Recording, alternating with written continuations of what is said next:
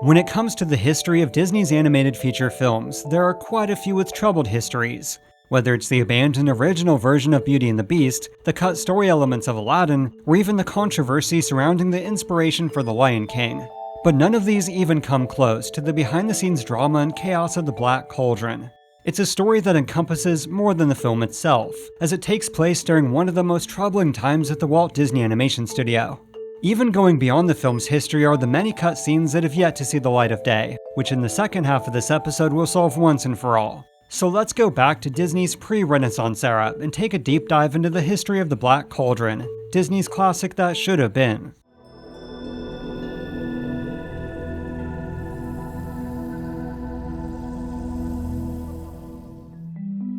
The story begins in 1971, when Disney acquired the rights to Lloyd Alexander's The Chronicles of Prydain. The 5-book series told the story of Taran, an assistant pig keeper who dreams of becoming a great warrior, with each book filled with his many adventures as he and his friends fight against the forces of evil.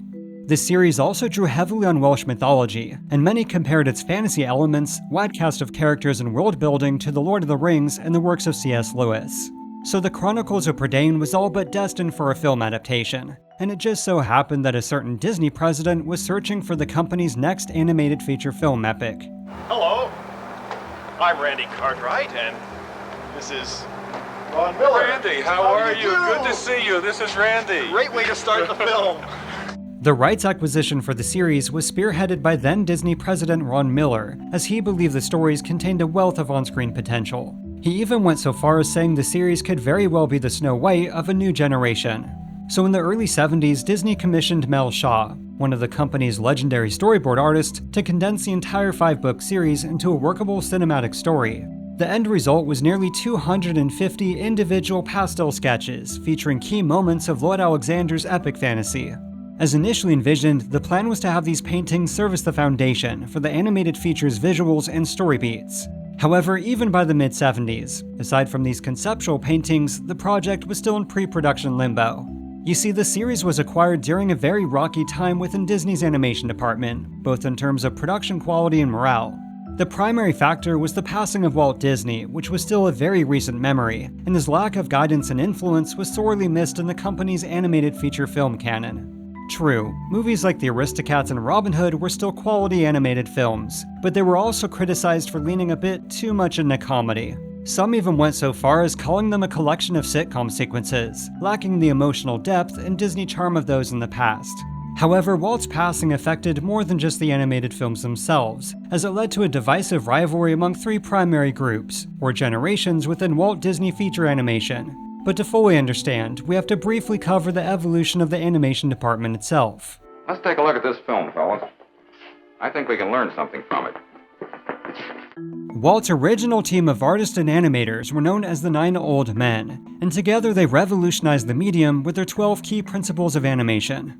Then in the 1940s, a new wave of artists joined Walt Disney Feature Animation, and together with the 9 Old Men who mentored them would be known as the Disney Veterans, or first-generation Disney artists.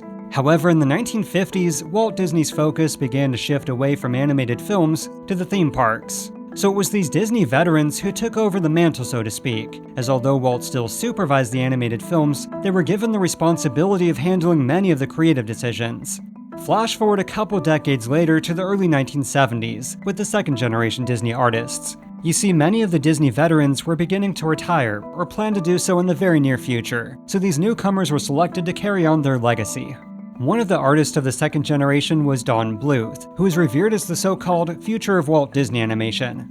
Part of what made him so unique is that he'd briefly worked as an assistant on Sleeping Beauty and was mentored by one of the original 9 Old Men. This put him in a position of leadership, as he had both ties to the Disney veterans, or first-generation Disney artists, and this younger second generation. But then you had the much younger third-generation artists. Hi, Ruben, you're from CalArts also, right? And who are you? Me? Yes, I'm John Lasseter. he's the cameraman. He's leaving in a little while. This group had received training not by the 9 Old Men, but at the Disney-sponsored California Institute of Arts, or CalArts. They'd been brought into Disney in the mid-1970s, full of energy and enthusiasm, but also very inexperienced. Now evidently there was a lot of underlying tension between these 3 groups of Disney artists. There was the second generation, who under the watch of the Disney veterans felt they'd still never been given the chance to shine, and the Disney veterans who saw the second generation as entitled and impatient. As far as the third generation CalArts team, they were mostly seen as outsiders, brash and overzealous. Although I will strongly emphasize that this is a bit of an oversimplification, as the animosity between these three groups wasn't felt by everyone. One example were the few remaining 9 old men, who welcomed this new generation of Disney artists with open arms. However, when it came to the Black Cauldron, Ron Miller strongly felt neither the second generation or third generation Disney artists were up for the ambitious task. You see, he was determined to use Mel Shaw's bold conceptual artwork as a template, which meant really pushing the bounds of Disney's more conventional animation of recent years. So to better prepare them for the Black Cauldron's artistic challenges, he put the film's production on hold, and instead assigned many of the newer artists to the Rescuers to be overseen by the much more experienced Disney veterans. Here is all the warmth and charm of Disney animation at its best. Mayday! Mayday! Walt Disney Productions, The Rescuers. At some point during production of The Rescuers, it seems Ron Miller finally felt the newer generation of Disney artists were ready, as the Black Cauldron was given a release date of 1980. One of those assigned to lead the animated feature was Don Bluth, and some of the initial work on the film was even featured within a Disney recruitment brochure. However, in 1978, it was reported that, once again, the animated film was put on hold, this time until 1984. Though a bit more dramatized in the press, Ron Miller felt the animators still weren't ready for the complexities and scope of the Black Cauldron. So instead, they would focus on the far less ambitious Fox and the Hound, as an effort by Miller to hone their skills even further in preparation. However, this did not sit well with Don Bluth, who felt the newer animators, including himself, were more than ready to finally tackle the Black Cauldron. In fact, he had some rather strong and very public words about Disney, specifically the company's animated feature films, believing they were severely lacking the innovation and compelling storytelling of the past. So fed up with being assigned to, in his eyes, less challenging films like The Fox and the Hound, he and a team of animators began working on a project behind closed doors. I heard some people talking, and they said if you drop a cat off a roof, it'll always land on its feet.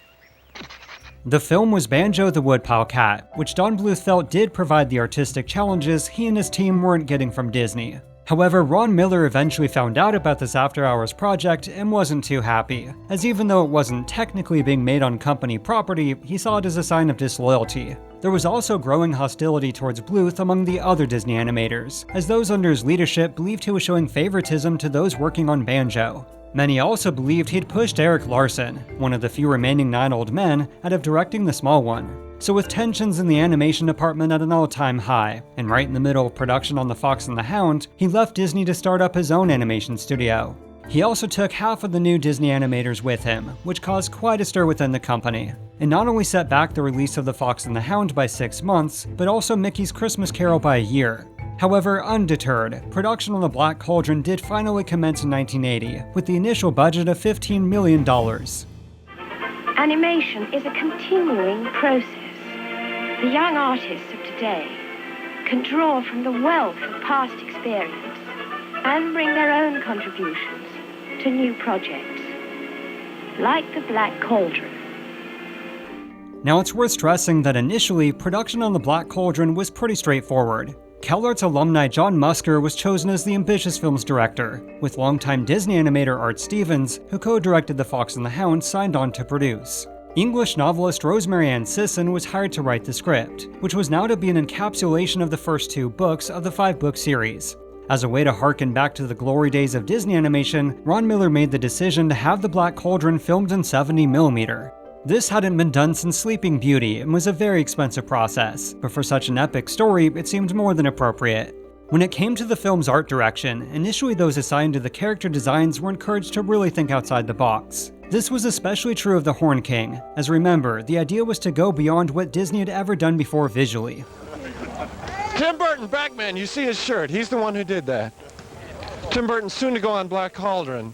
One of the artists assigned to the Black Cauldron was a very young Tim Burton, whose incredibly unique designs and character creations were definitely far from anything Disney had ever produced. However, it wasn't very far into the film's production that the behind-the-scenes drama and chaos really began to unfold. Part of this was due to the addition of not 1, but 2 new directors, Ted Berman and Rick Rich, who had joined John Musker in leading the production team.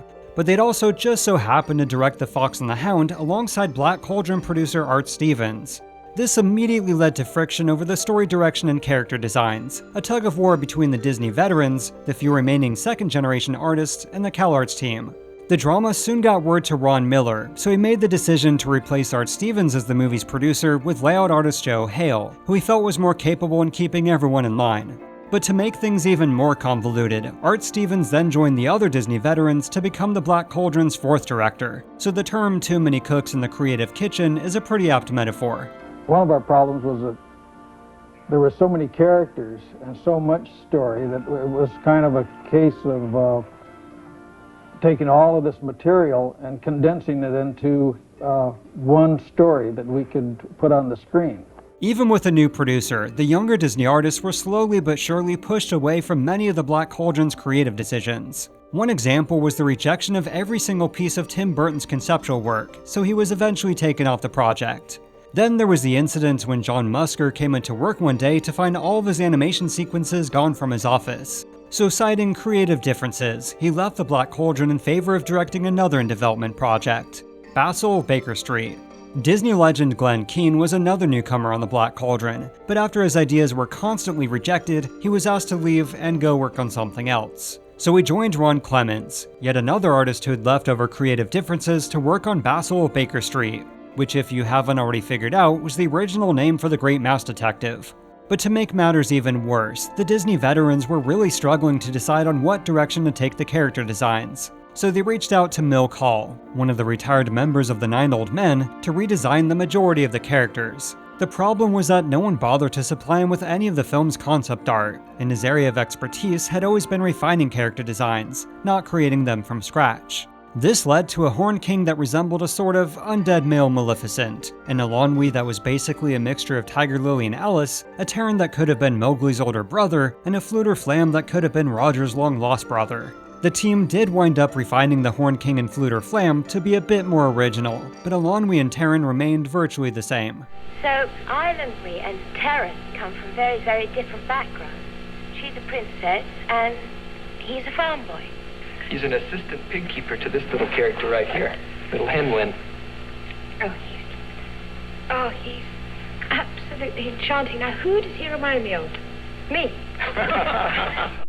When it came to the film's visual presentation as a whole, the team was still pushing for a, quote, new generation edge. One of the experiments was the use of 3D projections, in which the animation team worked alongside Imagineers to develop a hologram effect. This would have been used during the Cauldron-born scene, as the undead spirits would have emerged from the screen and hover over the audience. However, due to the cost of installing the required system in conventional movie theaters, this was ultimately abandoned.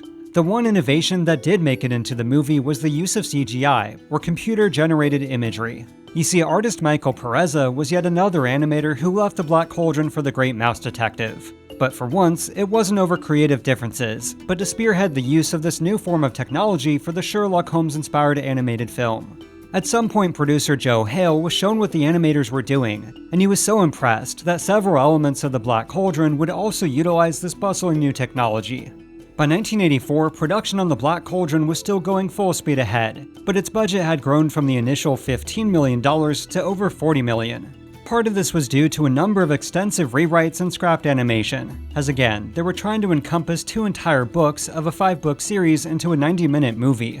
At one point, the directors even decided to swap story sequences, which resulted in more scenes being thrown out, restaged, and reanimated. An example of this was the Fairfolk scene, which was completely scrapped at the last minute and reanimated from scratch. Midway through production, the Black Cauldron saw yet another departure, but this time it was writer Rosemary Ann Sisson over, surprise surprise, creative differences. Another departure from the animated film was co-director Art Stevens, as he decided to retire from the Disney company near the end of the film's production. Now, if you're wondering where Ron Miller was during all of this chaos, he was dealing with his own share of problems, as by this point he was now the company's CEO. You see, in 1984, a corporate raider and Disney shareholder by the name of Saul Steinberg threatened to buy the company in a hostile takeover attempt. His plan was to then sell off the company piece by piece, effectively destroying the Disney empire. So Ron Miller and the Disney board of directors agreed to buy back his shares for a much higher price to avoid the takeover, otherwise known as greenmail. Other shareholders were furious and filed lawsuits against Disney, with Roy E. Disney being especially critical of Ron Miller's handling of the situation. So despite being CEO for just a year and a half, in 1984 Ron Miller was ousted out of the company, removing him from the Black Cauldron's production process entirely. In his place came two executives that for the very first time in the company's history were not from within Disney but the film industry, Michael Eisner and Frank Wells. Frank. Hi, Michael.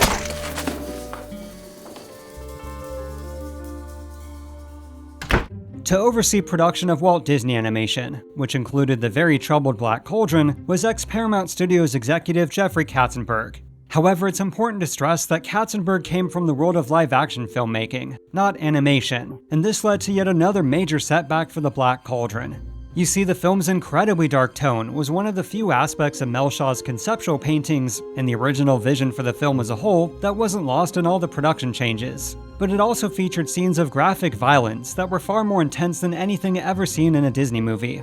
So as the film drew closer to its release date of Christmas 1984, Disney held a test screening. When it came to the graphic Cauldron-born scene, parents and children quite literally fled from the theater in horror.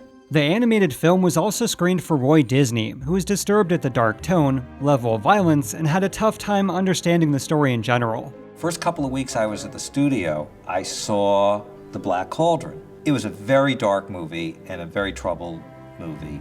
Another screening was held for Jeffrey Katzenberg, who also agreed that some of the scenes were way too dark for Disney's usual brand of family entertainment. It seems he also felt that a number of scenes and sequences dragged on for way too long, or were simply unnecessary, as he ordered 10 minutes of the film to be completely removed.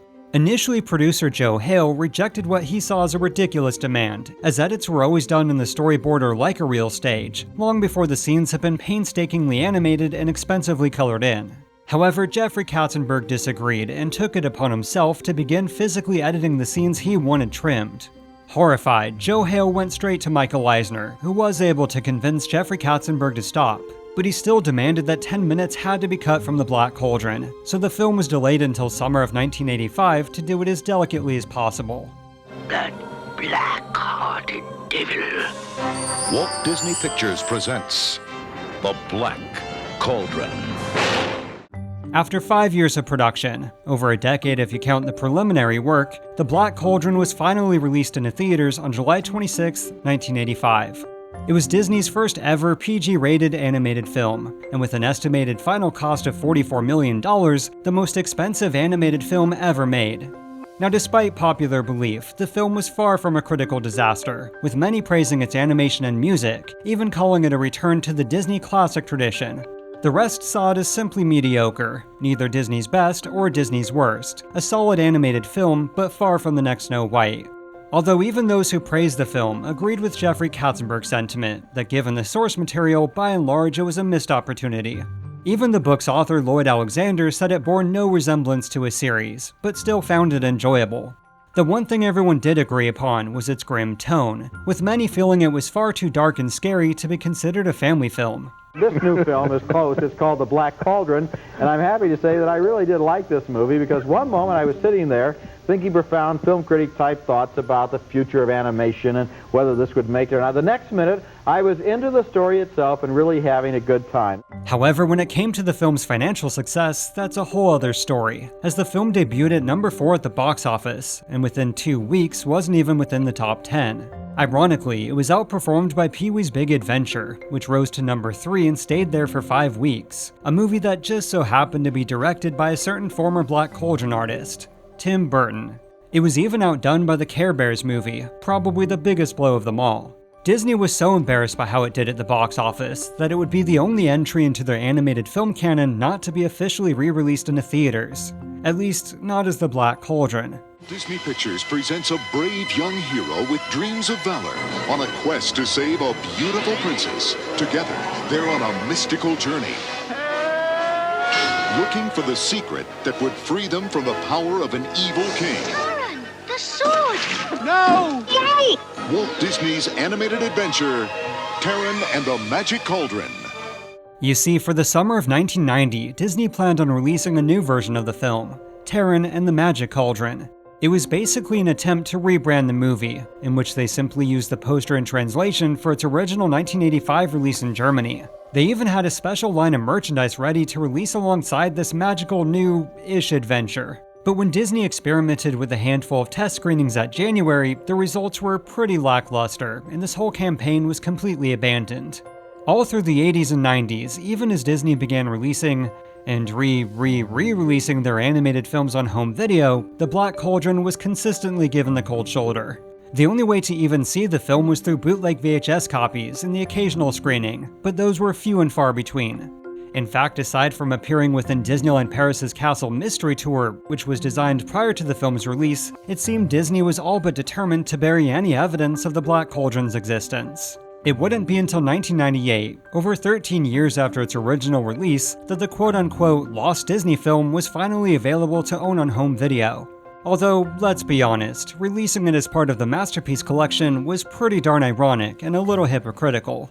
Now, the movie Roger Ebert calls a rip-roaring tale of swords, sorcery, and magic can be yours to own for the very first time. I've got to have it. The Black Cauldron. Over 5 million units were sold of the Black Cauldron, netting Disney upwards of $150 million. Thanks to the surge in sales, the animated disaster piece found a new audience, and slowly but surely evolved into the cult classic it is today.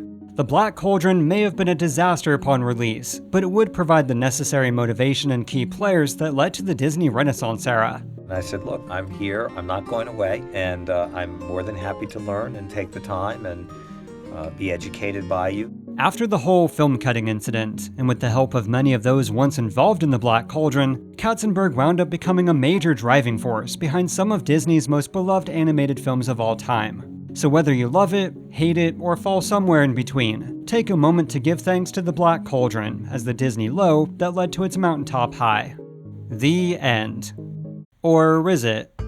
You see, for the past 2 decades, the vast majority of what was or wasn't cut from the original film, the so-called pre-Katzenberg cut, has led to a lot of speculation. Now, I won't name names, but I did reach out to some of those on the Black Cauldron's production. However, they politely declined to discuss, confirm, or even deny what was or wasn't part of the original film.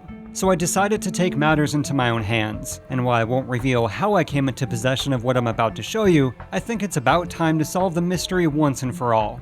What you're about to see comes from a master copy of the finalized storyboards for the entire film, the same ones that were used for the animation process. Just to be clear, these are not from early storyboard assemblies, which were altered pretty significantly during the film's troubled production. These are photocopies of the actual storyboards used by the animators and layout artists for the original cut of the Black Cauldron. To validate this even further, as I wanted to make absolute sure, I personally went through the film very carefully, and I compared every single one of the nearly 2,000 individual panels to what appears in the final film. As it turns out, virtually every single storyboard matches up perfectly, scene by scene, shot by shot, and even line by line. But there's a handful of sequences, or parts of sequences, that don't appear in the movie, and I'm confident these are the cut scenes, especially since they correspond with numerous audio and visual jump cuts.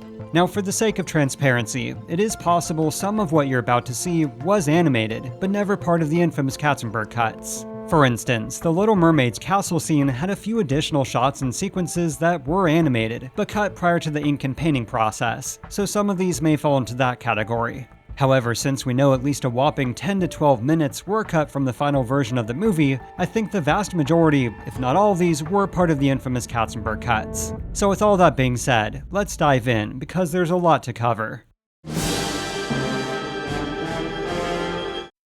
In the original version of the film, it seems the title of the movie came before a view of the Black Cauldron, and this led to a mysterious figure searching for the magical object, along with the fair folk retreating into their cavern.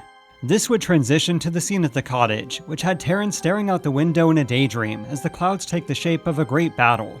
Dolben then asked him what he was thinking about, which is why in the final film Terran replies, "I was just thinking, what if the war's over and I never had the chance to fight?" After Terran and Henwen set out for the cabin, initially the film cut straight to them in the forest. However, in the final film, a scene that was to appear much later was put here instead, as supposedly Katzenberg wanted to introduce the Horned King much earlier. This resulted in the loss of dialogue from Creeper, as well as a bit of the original context, and also lessened the impact of the true introduction of the Horned King a bit later in the movie.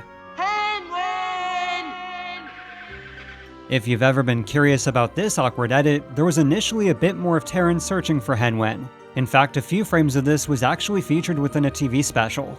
After hearing the cries of his precious pig, it appears there was a reverse shot of Gurgi running away in fear, but instead the film cut straight to Taran racing to help. Now, one of the most jarring cuts in the film, both in terms of audio and visuals, was the removal of Taran getting smacked in the face by one of the creature's talons. A glimpse of this can also be found in that TV special. After Taran gets smacked to the ground, it appears a bit more time was spent of him lying there motionless and slowly getting back up. This was more than likely cut, so less time was focused on his bloody lip, as in the final film there's a pretty noticeable leap in time, not to mention a pretty jarring audio cut between the two shots. An interesting moment that was cut entirely was Taran climbing up the castle, grabbing onto a tree branch and nearly falling to his doom. It's also one of the only instances of something appearing in the film that is not in the storyboards, so my theory is that the sequence was altered to make it a bit less intense. This would explain why in between these three shots, the background of the castle changes so dramatically.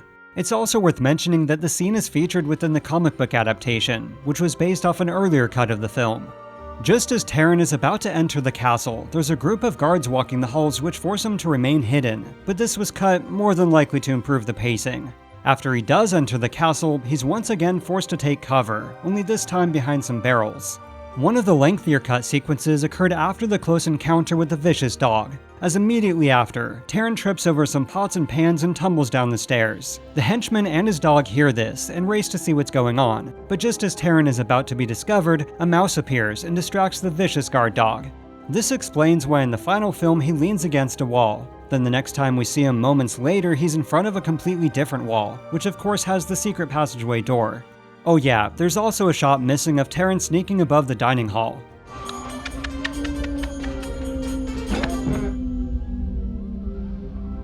Just before the Horn King makes his appearance, which was originally his first introduction to the audience, quite a few additional shots are missing that built up tension in the room before the lights go out. The Black Cauldron, so it does exist. Go on.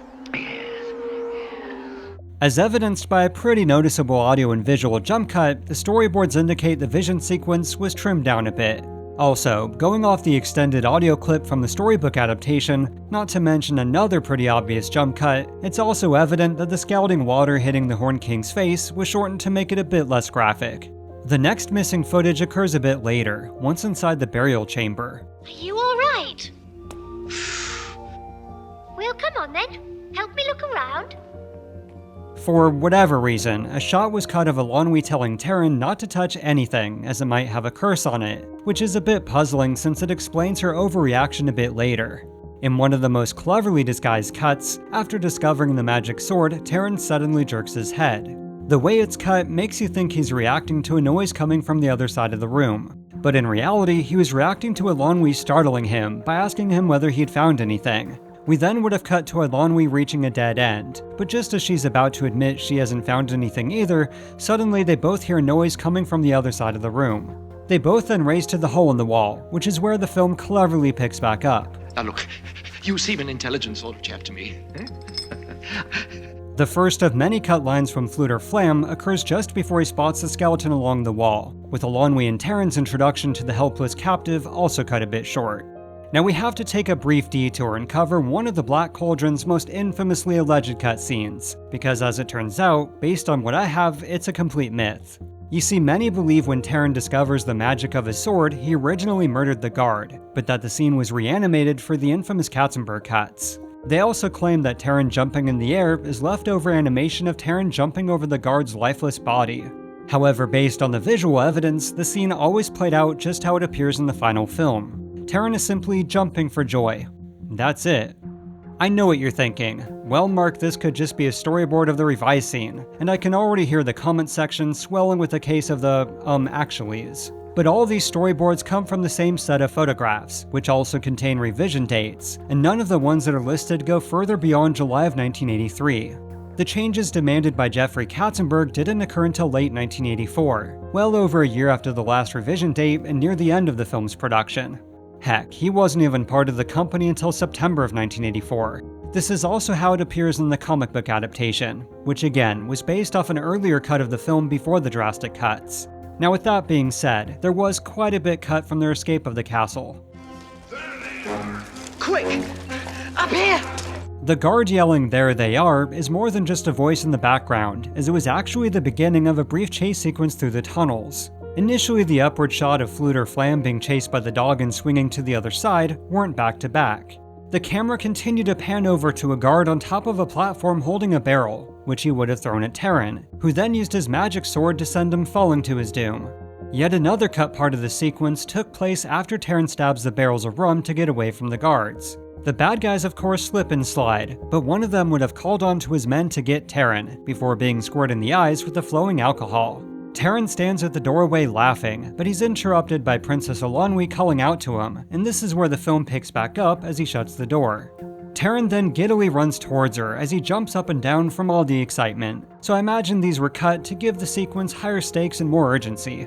And I, Fluter Flam, will find fame. In the continuation of Fluter Flam getting the shaft, all but the very tail end of his melody was removed, resulting in a pretty awkward cut of Eilonwy mid-sentence. In fact, you can actually see her begin to say, "Oh Fluter," right before the awkward edit. However, in a pretty seamless edit, after Eilonwy questions Terran's bravery, he and Fluter Flam originally had quite a bit more dialogue, so it seems Katzenberg really had it in for the old bard. After the end of the scene, which contained even more cut dialogue, there was a brief sequence of Terran staring at his reflection in the water. In my opinion, this was supposed to serve as a contrast to a previous scene, in which he stares into a pond and sees himself as a brave knight, but is now struggling with his confidence. Before leaving the forest in search of Henwen, the scene wasn't supposed to end with a dissolve from Gurgi onto the bridge. Instead, the original version continued with even more dialogue from Fluter Flam, and as you'll continue to see, the poor guy just cannot catch a break. Who are you? Who am I? More to the point, who are you? Now for the record, I'm not including the alternate version of the Fairfolk scene, because as previously mentioned, this was a story change by the directors much earlier in development. That being said, aside from a brief exchange and possible alternate dialogue, the revised version of the scene appears to have been left intact. The trip to Morva seems to have been cut down a tiny bit, with a few additional shots missing, establishing its dreary environment. After Fluter Flam falls down the cliff, surprise surprise, yet another one of his reactions was left on the cutting room floor. But poor Fluter Flam had even more of his dialogue cut, as before he's turned into a frog, the banter between him and the love-stricken witch went on a bit longer. After he offers his magnificent harp for a trade, even more of this running joke was cut, but I suppose if you had to lose something, it makes the most amount of sense.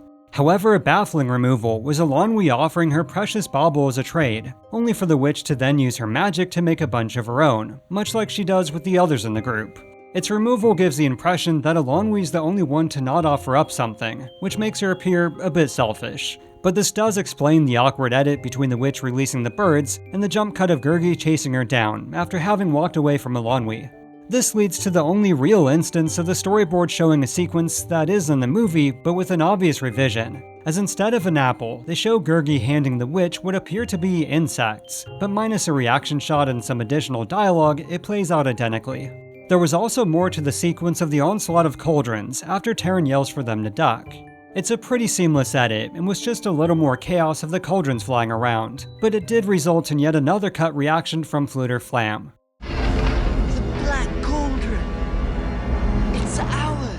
One of the longest parts cut from the film, and by far the most puzzling, was the group's efforts to finally destroy the Black Cauldron. You know, the whole reason they set out to find the magical object in the first place so they could stop the Horn King from using it? This sequence was so important to the plot that it's present in both the film storybook and comic book adaptation.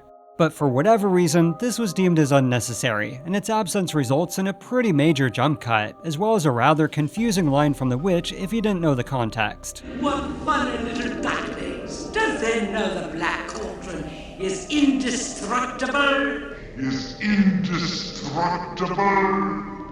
It also appears there was another cut line from the scene, but since it's a bit redundant, I can see why it was cut.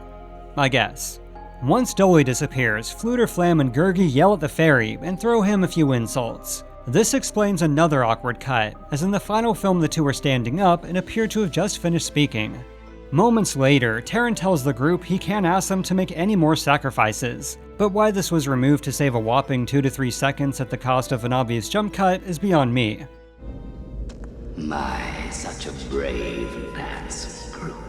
The dungeon scene solidifies Katzenberg's apparent determination to make Flutterflam's presence in the film almost pointless, as yet another one of his quips was left on the cutting room floor. However, this leads to by far the most infamous cuts of the Black Cauldron, the graphic shots of the Cauldron-born scene. Now this one features more than just cuts, but obvious manipulation and possible reanimation, which makes this sequence a little tricky to decipher. But my interpretation based off the storyboards is that the first of the Cauldron-born rises up from the goo, which we do see in the film. Next would have been a reaction shot of the guy who burst the bubble, which cuts to the emergence of a second undead warrior, as also seen in the final film. Then the Cauldron-born would have completely devoured the bubble burster, which is more than likely the one shot that is in the movie but with the compositional changes. After that, we see the emergence of yet another Cauldron-born, which if you ever saw the original VHS release of Pinocchio, there was a brief shot of this one in the teaser trailer. The same one then singles out another guard, which is part of the infamous and rather gruesome disintegration sequence, and is without a doubt the most violent imagery to ever be in a Disney movie. If it wasn't cut, that is.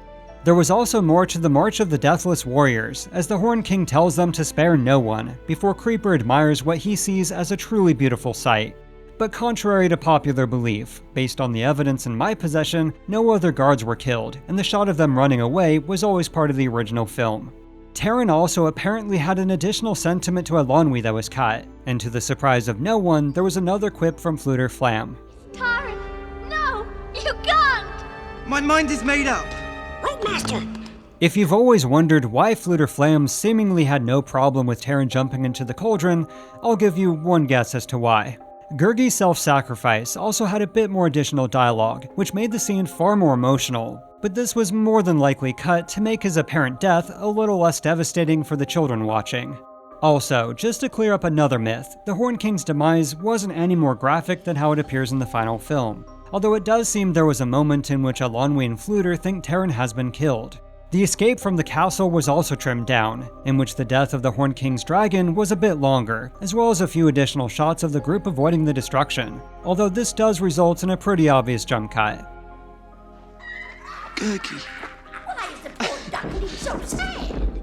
One of the most baffling scenes that was cut down came at the end, as Taran's sorrow and pain over the loss of Gurgi was far more dramatic. It even gave old Flutterflam a nice moment of his own, telling Taran not to blame himself. A literal frame of this was kept in, as a shot cuts away right before he falls to his knees. Now it appears there was quite a bit cut of the final encounter with the witches, but since many of the panels are scribbled out, it's possible this may have been removed during the animation process. However, some of the ones with the scribbles do appear in the final version of the movie, so my conclusion is that these were part of the original cut, but were highlighted because of dialogue and compositional alterations. And that, ladies and gentlemen, is what I believe to be all the cutscenes and sequences of the Black Cauldron.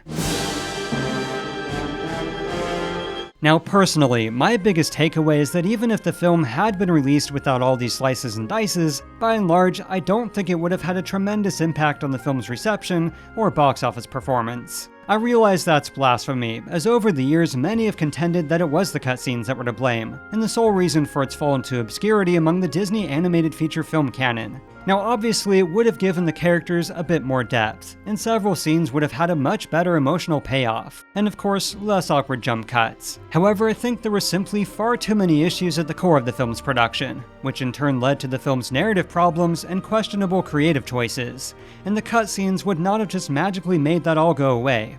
But hey, I could be wrong. So here's hoping Disney one day decides to reach into their archives, grab the master negative, and produce a restored version of the original vision, more or less, of the Black Cauldron.